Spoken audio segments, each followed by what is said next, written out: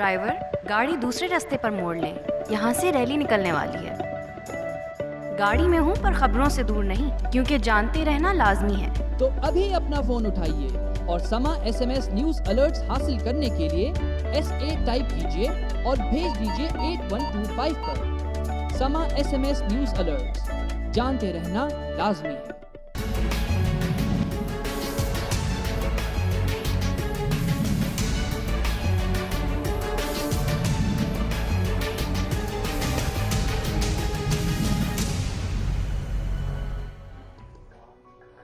बिस्मिल्लाहिर्रहमानिर्रहीम, अस्सलाम वालेकुम नाज़रीन, मैं हूँ आसमा शराजी। प्रोग्राम है फैसला आपका। मुल्क में करप्शन के हवाले से बहुत से मामलात आप देखते रहे हैं और बहुत से इल्ज़ामात, बहुत सारे इल्ज़ामात को हक़ाइक़ बना के पेश करने की भी कोशिश की गई है। लेकिन एक चीज़ जो कि ट्रांसपेरेंसी इंटरनेशनल ने कही, जो हमारे सामने है, वो ये है कि गुज़िश्ता 4 साल में तकरीबन 8,500 अरब रुपए की करप्शन पाकिस्तान में हुई है। एक ऐसा मुल्क जिसमें गुर्बत की लकीर से नीचे बसने वालों की तादाद दिन ब दिन बढ़ती चली जा रही है।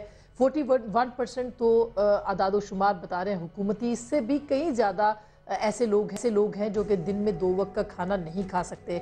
दूसरी तरफ अरबों रुपए की करप्शन है, बड़े बड़े स्कैम्स हैं, स्कैंडल्स हैं, और इन स्कैंडल्स ने किसी को भी नहीं बख्शा, चाहे वो वज़ीर आज़म हो, उनके साहबजादे हों, या परवेज़ इलाही साहब के साहबजादे हैं, अरसलान इफ्तिखार साहब का नाम भी उसके अंदर आ गया, चीफ जस्टिस के बेटे। इसके अलावा DHA के अंदर 62 अरब रुपए की जो करप्शन है उसकी भी बात हुई है। सो क्या इस मुल्क में करप्शन के अलावा भी कुछ हो रहा है? ऐसा लगता है सरेदस्त कि पाकिस्तान के अवाम जो हैं वो सिर्फ और सिर्फ करप्शन ही देख रहे हैं, सुन रहे हैं, इसके अलावा कुछ नहीं सुन रहे। सुप्रीम कोर्ट में इस साल स्टील मिल्स में 22 अरब रुपए की करप्शन की समाअत हो रही है। ट्रांसपेरेंसी इंटरनेशनल के मुताबिक PIA में इस साल $500 मिलियन की करप्शन जहाज़ों के सौदों में हुई है। ऑडिटर जनरल के मुताबिक रेलवे में तकरीबन 4 अरब रुपए की बेज़ाब्तगी सामने आई है।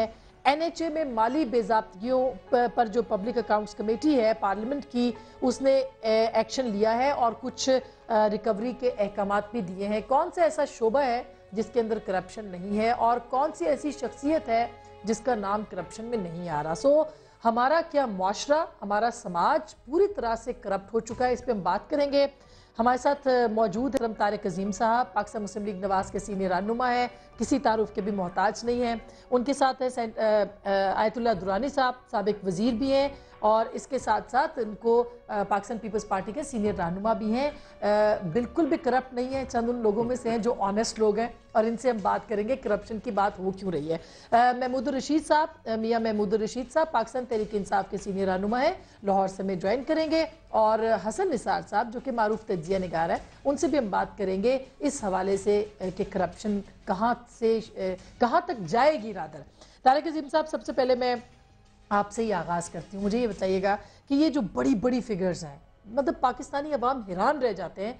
8,500 अरब रुपए 4 सालों में, जिससे पता नहीं कितनी, मतलब पाकिस्तान के हालात बदल सकते थे, वो सारे इधर उधर लगाए गए, अपनी जेबों में डाले गए। ये क्या, इस मुल्क का मुस्तकबिल क्या हो सकता है इस तरह के माजी में?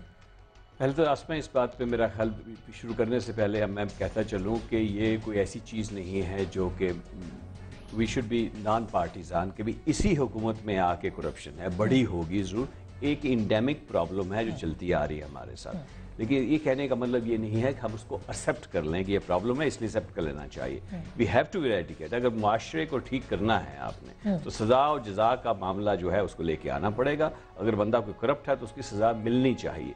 ये नहीं कि आज के ज़माने में जब आप देखते हैं कि बंदे के पास बड़ी कोठी है, बड़ी बड़ी गाड़ियाँ हैं, तो कोई नहीं पूछता कि भाई इसके पास एक गाड़ी, बड़ी गाड़ी, बड़ा घर आया कहाँ से। Everybody accepts it. और आपके पास अगर टूटी फूटी गाड़ी है या आप बस में ट्रैवल कर रहे हैं, नोबडी केयर्स फॉर यू। अब ये माशरा एक किस्म का बन चुका है कि हम लोगों ने उसको एक इमेज ऐसा दे दिया गया। बाकी बात आपने बात की कि ट्रांसपेरेंसी इंटरनेशनल की बात की, तो उस पर कई लोगों को एतराज़ होता है कि ये ट्रांसपेरेंसी इंटरनेशनल क्या चीज़ है। तो मैं क्रेडिबिलिटी को शक करना शुरू कर देते हैं। तो मैं सिर्फ ये बताना चाहूँ कि खुद ऑडिटर जनरल ने कहा कि जो लीकेज है एफबीआर में पर ईयर जी हाँ। 323 बिलियन की बात की, जो बाद में शौकत तरीन साहब ने इंक्रीज करके उसको कहा जी 500 बिलियन है। ठीक बात है। ठीक है जी, ये सिर्फ खाली एक शोबे में जो कि कलेक्ट करते हैं रेवेन्यू। और हम हमेशा यही बात करते हैं कि जीडीपी टू कलेक्शन रेशियो हमारी बहुत पुअर है, यानी ग्वाटेमाला और अफगानिस्तान से कम हम कलेक्ट करते हैं टैक्स। तो ये हालत है उसकी। लेकिन क्या करें कि वहाँ पे जब हमारे स्टेट बैंक के गवर्नर जो प्रेजेंट गवर्नर हैं, अब वो बात करें कि जी आप बात करते हैं 3 अरब रुपया डेली प्रिंट करने की, 5 अरब रुपए की तो डेली करप्शन हो रही है। रेलवे है तो वो हमारे बर्बाद हो गया सर, अगर हो गया, ये देख लें स्टील में, आपने सबकी मिसाल दे दी। अब कहने का मतलब ये कि अगर यही पैसा अगर आप आवाम की भलाई पे लगा दें, स्कूलों पे लगा दें, हॉस्पिटल में लगा दें, कोई भी सूबा हो, मैं अब किसी सूबे की बात नहीं कर रहा, किसी पार्टी की बात नहीं कर रहा, लेकिन ये करप्शन तो अब सारी पार्टीज एग्री करती हैं कि इसको हमने खत्म करना है। हुकूमत वक्त का काम है, बिस्मिल्लाह उन्होंने करनी है। तो सबसे ज्यादा रिस्पॉन्सिबिलिटी ऑब्वियसली जाहिर है हुकूमत पे बिल्कुल पड़ती है। मैं हसन निसार साहब ने भी हमें ज्वाइन किया। अस्सलाम वालेकुम हसन साहब। जी वालेकुम सलाम। हसन साहब माशाल्लाह आप इतने मोतबर हैं और लोग आपको इतना सुनते हैं, खास करके करप्शन के हवाले से जो बात आप करते हैं वो ऐसे लगता है जैसे पाकिस्तान का आम आदमी कहना चाहता है और कह रहा है। ये बतलाइएगा कि ये जो करप्शन इतनी पाकिस्तान के अंदर बढ़ गई है, कोई इससे बच नहीं पा रहा। अब तो मीडिया के हवाले से, फिर जर्नलों के हवाले से, जजों के हवाले से, सब चीज़ें आपके सामने अब आहिस्ता आहिस्ता आ रही हैं। क्या आप इस बात से एग्री करते हैं तारिक साहब की कि पाकिस्तान का मुआशरा ही इनहतात का शिकार हो रहा है और हम किसी और तरफ जा रहे हैं? देखिए आसमा, इसको तारीखी तौर पे समझने की जरूरत है। मैं आपको एक तारीखी जुमला अल्लामा इकबाल का बताता हूँ। 65 साल हो गए पाकिस्तान बने हुए, उससे कुछ 15 साल पहले उन्होंने बात की, मतलब तकरीबन 80-85 साल पहले किसी ने जिन्ना साहब के हवाले से कहा कभी why you sold on Muhammad Ali Jinnah, why do you like him so much, और वगैरह वगैरह। ये तो जुमले में मैंने बोले हैं, मफहूम अदा किया है। अब एग्जैक्टली कोट अनकोट है अल्लामा इकबाल का जुमला, जरा सुन लें। उन्होंने कहा कि उसमें 2 ऐसी सिफतें हैं जो मैंने बर्रे के किसी मुसलमान में नहीं देखी। अल्लामा इकबाल ने कहा कि मैंने जिन्ना साहब में 2 ऐसी सिफतें देखी हैं जो बर्रे सगीर के कभी किसी मुसलमान में नहीं देखी। लोगों ने पूछा वो क्या, तो इकबाल ने कहा ही इज इनकरप्टेबल एंड अनपरचेसेबल। इसका मतलब है हम तब भी गंदे, गलीज, झूठे, चोर, चकार, मकार और करप्ट ही थे। मुगलों की हिस्ट्री पढ़ लें, आपको आप देखें प्रॉब्लम हमारे यहाँ हमें पढ़ाए जाते हैं बादशाहों की अय्याशियों, बदमाशियों और जंगों की कहानियां। ये तारीख नहीं होती। किसी अहद की तारीख उस अहद के आम आदमी का हाल अहवाल, चाल चलन, रवैया, रहतल, ठीक है, इसको तारीख कहते हैं। हमारे यहाँ गंद पढ़ाया जाता है, ये बादशाहों के किस्से, कहानियां, उनकी जंगें, उनकी अय्याशियां, उनकी बदमाशियां, उनकी साजिशें। उस वक्त भी हम करप्ट लोग थे। अच्छा, पाकिस्तान बनने के बाद हुआ ये कि ये बाकायदा इंस्टीट्यूशनलाइज हो गया। दुरुस्त। जाली क्लेमों और जाली जातों।